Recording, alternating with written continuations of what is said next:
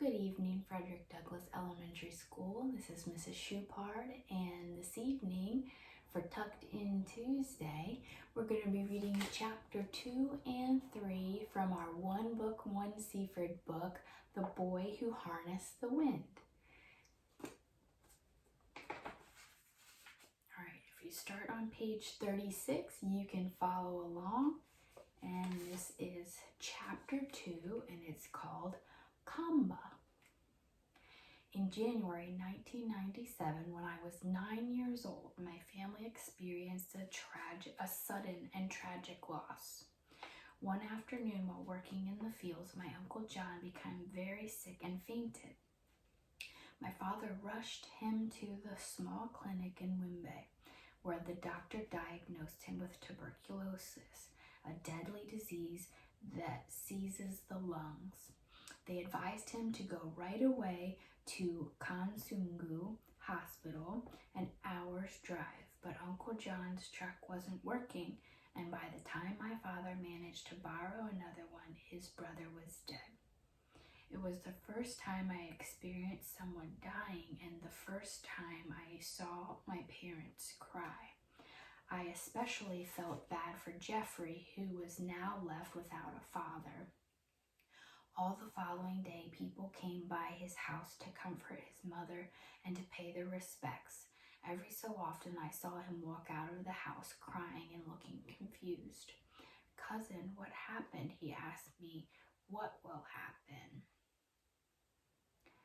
All I could do was think to say was, "I don't know."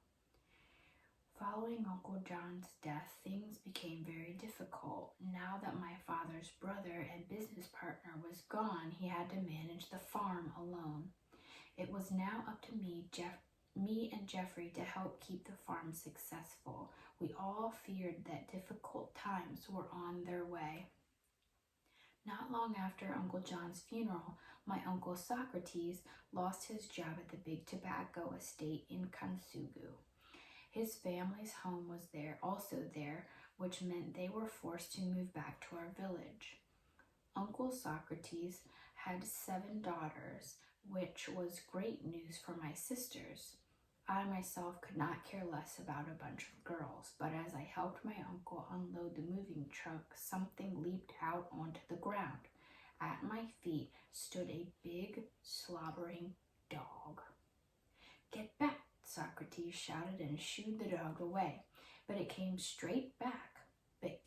right back, its eyes looking straight up at me. "That's our dog, Kamkwamba," he said. "I figured we'd bring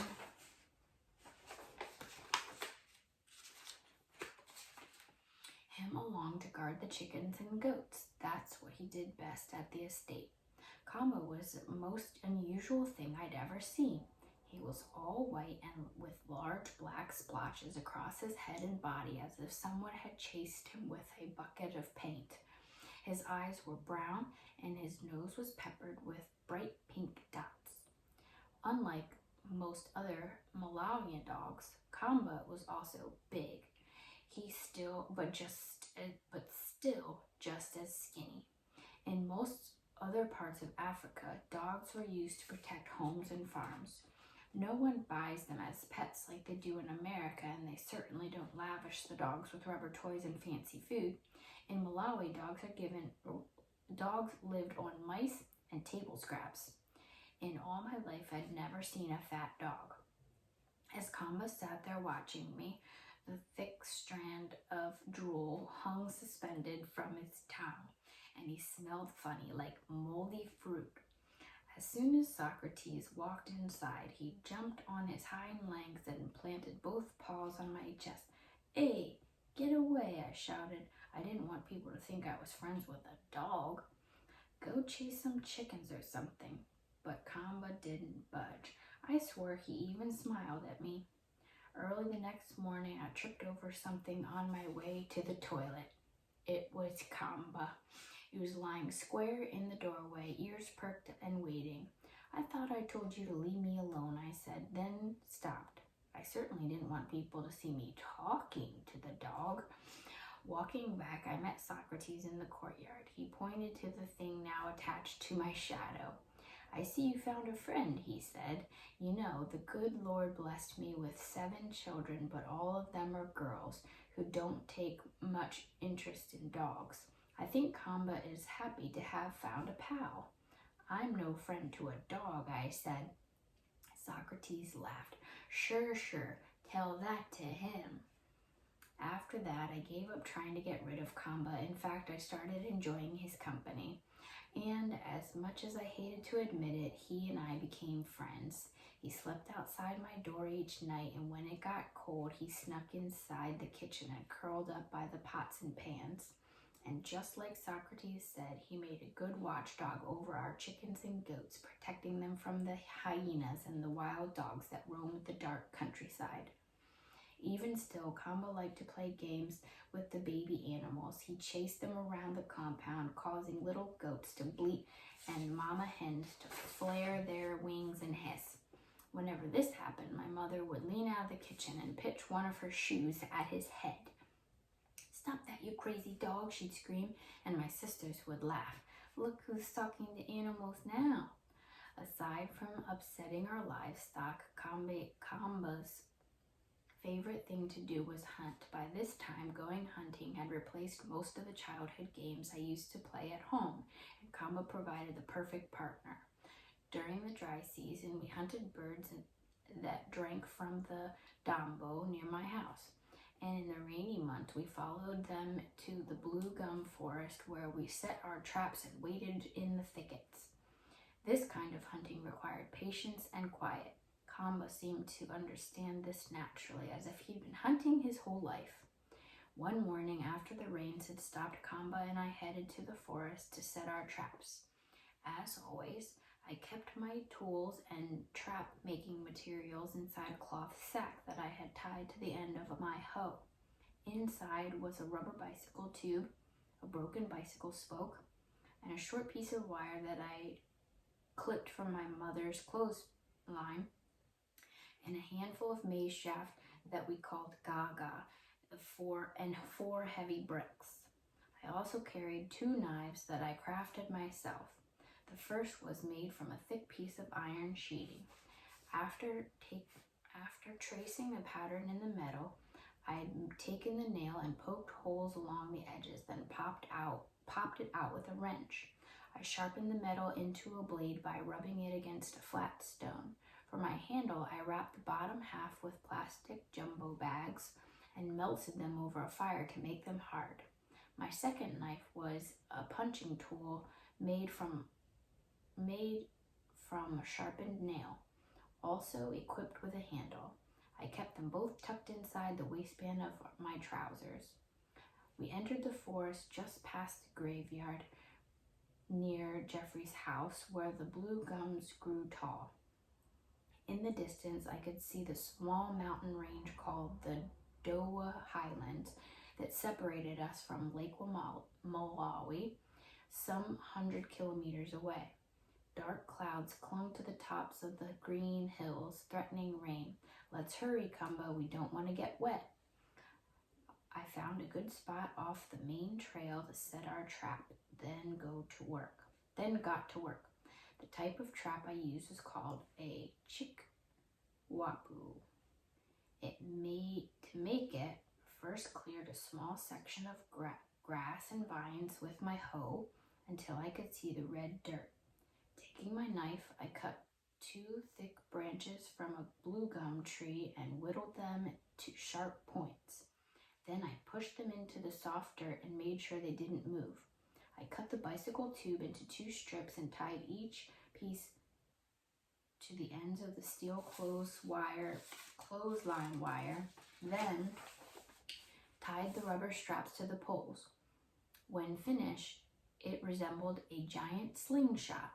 The bark from the kachuri tree is papery and durable and makes a fine rope.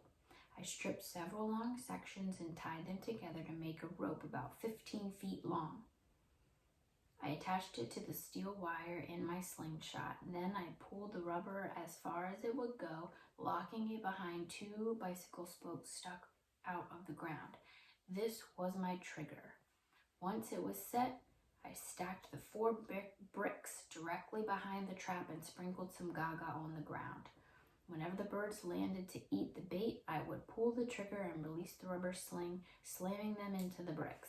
"Let's hunt," I said. Kamba's ears perked at the command, and he followed me into the trees. We hid behind a small bush and waited for our game. About 30 minutes later, a small flock of 4 birds swooped overhead and spotted the bait. I felt my pulse quicken as they turned and feathered down. I was about to pull the trigger when the 5th bird landed. He was a giant with a fat gray chest of yellow wings. "Come on," I thought, "just a little more to the right. That's it." The fat bird pushed his way into the group and began to feed. With all the birds now inside the trap, I jerked the rope. Wha-pop! The whole flock disappeared into a cloud of feathers and dust. "Tonga!" I shouted. Kamba and I raced to investigate. 4 birds lay dead inside the bricks, while the 5th managed to fly away. I picked them up and brushed away the dirt, their limp bodies still warm in my hands. I placed them in my pockets. "Now comes the fun part," I said. Kamba's tail was wagging like mad. "Let's go eat." Now at the house, I cleaned the birds and sprinkled the meat with a coat of salt. Then I sharpened the blue gum sapling and ran it through the birds like a skewer. In the kitchen, I gathered a handful of sticks and built a small fire. Once the coals glowed red, I held the birds over the embers until one was sizzling and brown. The delicious smell soon drew my sisters to the door, begging for a taste. My father had to intervene. "Leave those guys alone. The 2 hunters worked hard today. Now let them enjoy their prize." The forest birds were small and bony, each one just a mouthful of meat, but even still they tasted delicious. Kamba didn't worry about the bones at all. He just swallowed the birds in one quick gulp and wagged his tail for more. I started laughing. "When it comes to hunting, you're very patient," I told him, "but when it's time to eat, that's another story." Chapter 3. Discovering a thing called science. The year I turned 13, I became aware of things in me were changing. Not only my body, but also my interests. I was growing up. I stopped hunting as much and began hanging out more in the trading center with Jeffrey and Gilbert. We met other boys from endless rounds of Bawo, a popular Mancala game played with marbles on a long wood board lined with holes. The object was to capture your opponent's front row and stop him from moving. Bawo requires strategy and quick thinking. I'll admit I was pretty good and often beat the other boys. They filled me with joy since several of them had been the ones who'd benched me in soccer. If I couldn't have magic power, at least I had Bawo. Also, around this time, Jeffrey and I started taking apart old radios to see what was inside. After a lot of trial and error, we began figuring out how they worked. Since we didn't have electricity or television, the radio was our only link to the world outside our village. The same was true in many other parts of Africa. In most places you go, whether it's deep in the forest or in the city, you'll see people listening to small portable radios. At the time, Malawi had 2 stations called Radio 1 and Radio 2, both run by the government. In addition to giving the news and sports, they also played Malawian reggae music and American rhythm and blues, along with Chichewa gospel choirs and Sunday church sermons.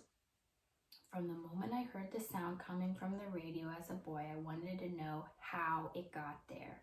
When Jeffrey and I started cracking them open to investigate, it was like spying on a secret world. "Why are these wires different colors?" I asked, "and where did they all go?" Jeffrey said, and how do they make it possible to hear Dolly Parton, who lives all the way in America? And how can Dolly Parton be singing on Radio 1 while Shadrick Wami preaches on Radio 2? We had lots of questions, but no one seemed to have the answers, so I set out to find them myself. After cracking open every radio we could find, Jeffrey and I figured out some things. For instance, we discovered that white noise, that static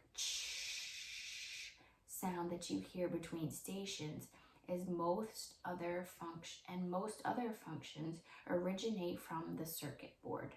This is the biggest piece inside the radio, and it contains all the little wires and bits of plastic. The ones that look like beans are called transistors, and they control the power that moves from the radio into the speakers. I learned this by removing one and hearing the volume gently reduced. Before long, people were bringing the broken radios and asking us to fix them. Our workshop was in Jeffrey's bedroom, which was piled high with heaps of wires, circuit boards, motors, cracked casings, and countless other pieces we'd collected. Just like our toy trucks, we relied heavily on recycled materials and a lot of improvisation. The same applied for the tools we needed to fix the radios. For instance, we didn't have the proper smoldering iron to weld the metal pieces to the circuit board. Instead, I took a thick piece of wire and heated it over the kitchen fire until it was red hot, then quickly used it to fuse the metal joints together. In order to tell what was broken in the radios, though, we needed a power source. We didn't have enough money to buy new batteries, so Jeffrey and I started digging in the waste bins in the training center, looking for ones that people had discarded. You're probably wondering, how can you use a dead battery? Well, the trick is to finding the right kind of dead battery. Batteries used in handheld radios were deader than dead, mainly because these devices don't require a lot of power and drain the battery of every drop. The trick was to find batteries being used in big cassettes or CD players. Since they demanded such a high voltage, the battery would often fail before it was totally empty, leaving a few precious morsels of power.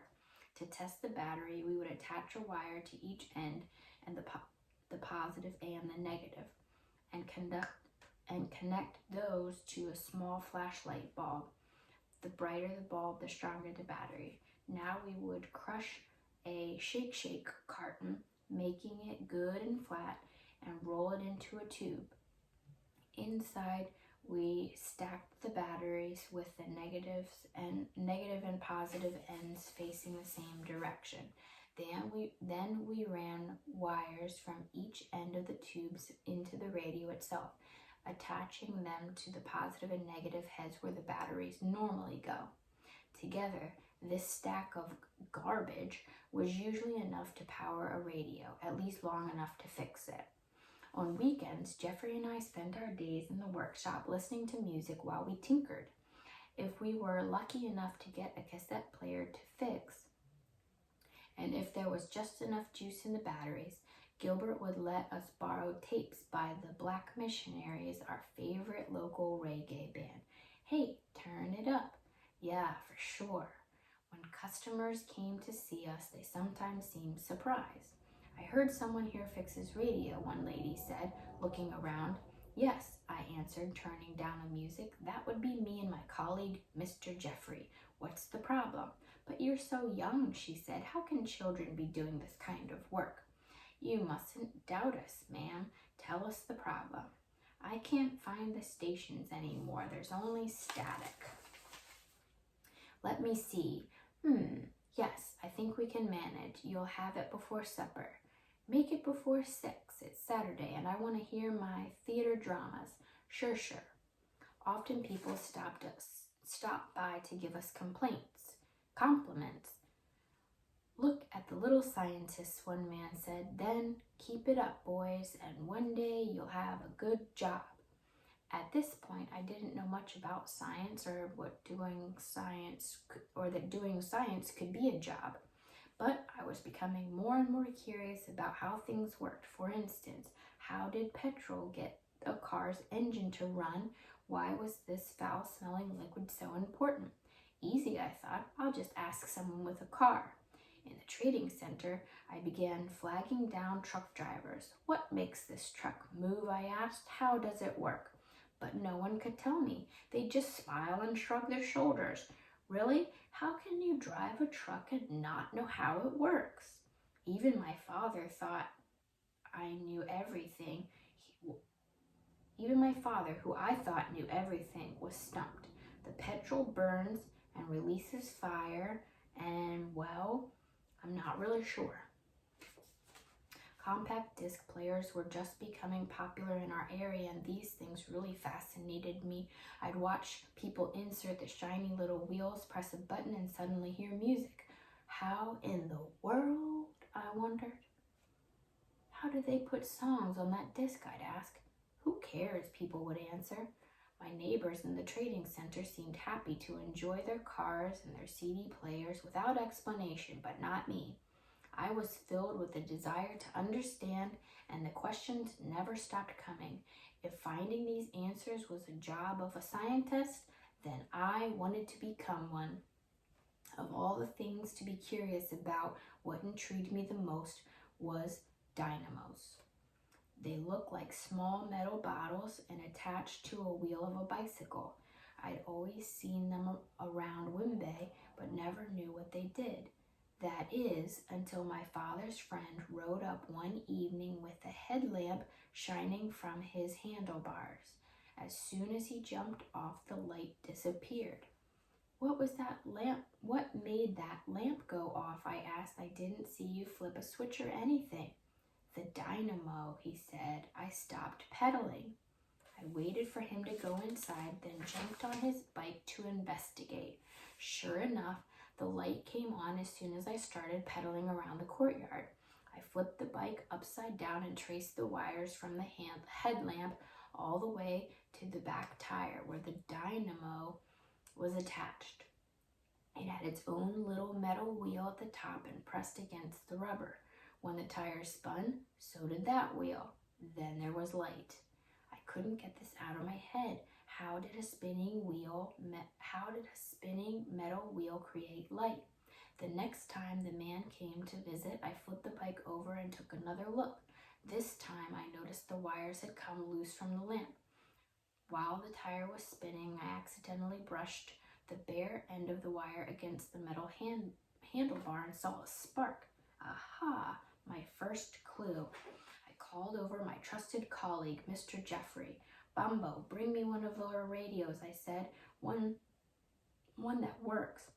I'm on to something big. Sure. Just like our battery tests, I connected the two wires from the dynamo to the positive and negative heads on the radio where the batteries normally go. Okay, Jeffrey, now start pedaling. When Jeffrey spun the wheel, nothing happened. So I took the wires out of the radio and attached them to the headlamp. When Jeffrey pedaled, the light flickered on. Mr. Jeffrey, my experiment shows that the dynamo and the bulb are working properly. So why won't the radio play? He said. Try sticking the wires somewhere else. He pointed to the little socket on the radio labeled AC. Try here, he said. Lo and behold, when I jammed the wires inside, the radio came to life. Tonga, we shouted. I pedaled the bicycle as Billy Kanda sang his happy music on the radio too. Jeffrey became so excited that he started to dance. Keep pedaling, he said. This is one of my favorite songs. Hey, but I want to dance too. Without realizing it, Jeffrey and I had discovered something called alternating and direct current. Of course, we wouldn't know its true meaning until much later, but while I was cranking the pedal so hard that my arm became tired, I kept wondering, what can do the pedaling for me so that both of us can dance? Well, the answer was electricity. The dynamo had given me a small taste of the magical thing, and soon I became determined to try to make some on my own. Many of you have probably been saying, but doesn't everyone have electricity? It's true that most people in Europe and America are lucky to have lights whenever they want them, plus things like air conditioning and microwave ovens. But in Africa, we're not so lucky. In fact, only about 8% of Malawians have electricity in their homes, and most of them live in the city. Not having electricity meant that I couldn't do anything at night. I couldn't read or finish my radio repairs. I couldn't do my homework or study for school, no watching television. It also meant that when I walked outside to the toilet, I couldn't see the big spiders or roaches that like to play in the latrine at night. I only felt them crunch under my bare feet. Whenever the sun went down, most people stopped what they were doing, brushed their teeth, and went straight to bed. Not at 10 p.m., not at even 9 o'clock, but 7 in the evening. Who goes to bed at 7 in the evening? Well, most of Africa. The only lights were the lanterns, and not the fancy kind with all powered by batteries. Our lanterns were made from empty powdered milk cans, which we bent closed at the top and filled with kerosene.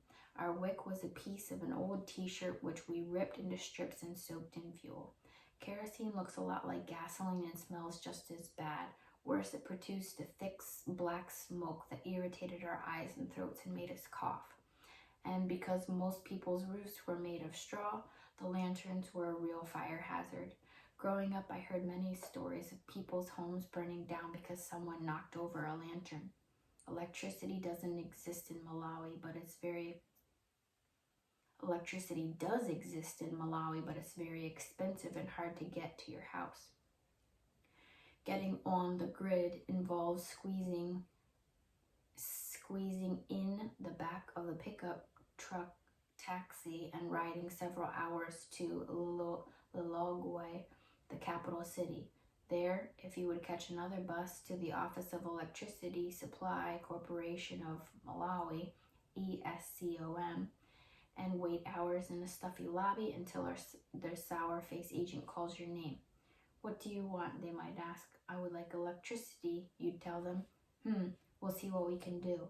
After you fill out an application and paid a lot of money, they would ask you to draw them a map of your village and your house. That's me, you say. I live here. And if your application got approved, and if the workers were able to find your home, and then you'd have to pay more money for them to install the poles and the wires. Once you had electricity, you'd be very happy. You'd plug in your radio and dance to the music. That is, until Eskom cut the power, which they did every week, usually at night. After all that money and trouble, you'd still find yourself going to bed at 7. Why does Eskom turn off the power? Part of the reason is deforestation, which is a real problem in Malawi and other parts of the world. Thanks to the tobacco and maize estates, most of the lush green forests that once covered the country back in Grandpa's youth are gone. The rest is being cut down and used as firewood. You see, since we don't have electricity, most Malawians, including my family, rely on the fires for everything from cooking to heating bath water. The problem is that now the firewood is running low. It's so bad that sometimes my sisters will have to walk several miles just to find a handful of wood to cook our breakfast. And if you ever built a campfire, you know that a handful of wood doesn't last very long. Without trees and forests covering the land, simple storms can turn into flash floods. Whenever it rains heavily, the water rushes through our farms and carries away the important soil and minerals that help plants to grow. The soil, plus a lot of plastic bags and other garbage, washes into the Shire River, where Eskom produces all of Malawi's electricity from turbines. The turbines get clogged with mud and garbage and have to be turned off and cleaned, which causes power cuts across the country. And every time Eskom issues power cuts, they also lose money. This means that they must raise their prices to get their money back, making the cost of electricity higher and higher. So with no crops because of the floods and no electricity because of the clogged rivers and the high prices, people continue to cut down trees for firewood. It's like that. One of the ESCOM power lines was connected to Gilbert's house because his dad was chief. The first time I went there as a boy, I couldn't believe what I saw. Gilbert walked into the living room, touched the wall, and a light came on just by touching the wall. Of course, I now know that he really flipped the light switch. But after that day, I started thinking, why can't I touch the wall and get light? Why am I always the one stuck in the dark searching for a match? I knew that bringing electricity to my village was going to be more than just a bicycle dynamo or any wizard's best magic. And anyway, my family couldn't afford to buy either of those things. But I did have one bit of hope. I would soon be taking my final exams and leave primary school. If I passed and advanced to secondary school, what kids in America would call middle school, I knew I'd be studying more science. Several schools had special science programs where students got to work on all kinds of experiments. If I could get into one of those places, perhaps my dream of becoming a scientist would come true. My current school, Wimbe Primary, certainly didn't seem like the place where scientists came from. It was located down the wooded trail from Gilbert's house, just opposite the mosque. It was a community school supported by the government, and the conditions were quite shabby. The iron sheets on the roof were full of holes, and when it rained, the water poured down on us. The rooms were too small for the large number of students, and some classes were held outside under the trees. With all the trucks going past, plus the birds, insects, and people walking around, it was impossible to concentrate. The administrators didn't provide us with lesson books of our own. The teachers always ran out of chalk. Most students never owned a pencil.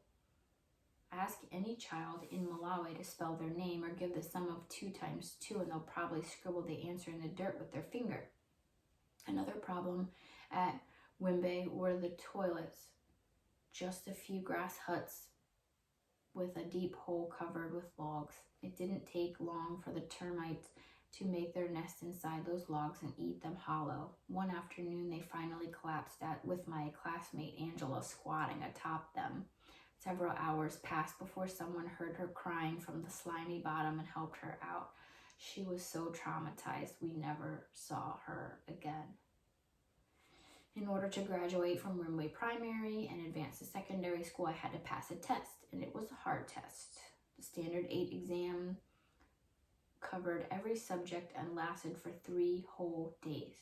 For several months, I stayed awake past dark and studied beside the smoky lamp. I spent hours reading over my lessons in Chichewa, English, math, social studies, and agriculture, a subject that we all had to take because we were farmers. For the most part, my Chichewa lessons were easy, so I spent most of my time working on English, which I found very difficult.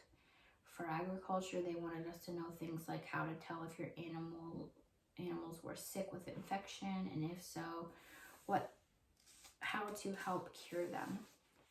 Most of the kids already knew these kinds of things from working with their fathers, but even still, I wanted to make sure my answers were perfect. I took the test in mid-September. For 3 torturous days, I bit my nails over equilateral triangles and circumferences and whether amphorol or iodine was the right kind of medicine for a chicken with the blood in its poop. I was a bundle of nerves by the time I finished, but I felt confident. The only bad part was that the grades wouldn't be announced for another 3 months, leaving me with a lot of time to worry. Unlike in America, secondary school wasn't free. It cost money to attend, and because of that, most kids in Malawi didn't even bother going. My older sister Annie was already halfway finished with her schooling, and I couldn't wait to have my own chance. Another exciting thing about the upper grades was getting a new uniform. Soon I would ditch the little boy shorts required for younger students and walk tall in trousers. Once my exam was over, I waited for Gilbert to finish. No more short pants for us, I said when he appeared. That's right, and until we start school again, our mornings are free. what shall we do? Let's get Kamba and go hunting. I said, it's been too long. Yeah, for sure. We were halfway home when Kamba met us on the trail, wagging his tail wagging as if he heard my every word. That afternoon, the three of us hunted for hours until the yellow sun sank behind the highlands. With our sacks full, we walked home under the orange dusk and made a great fire in the courtyard, cooked our birds, and ate like men. All right, that's the end of chapter 3. So next week we'll pick up at chapter 4. So I'm going to say good night for this evening. Good night, sleep tight, and have sweet dreams.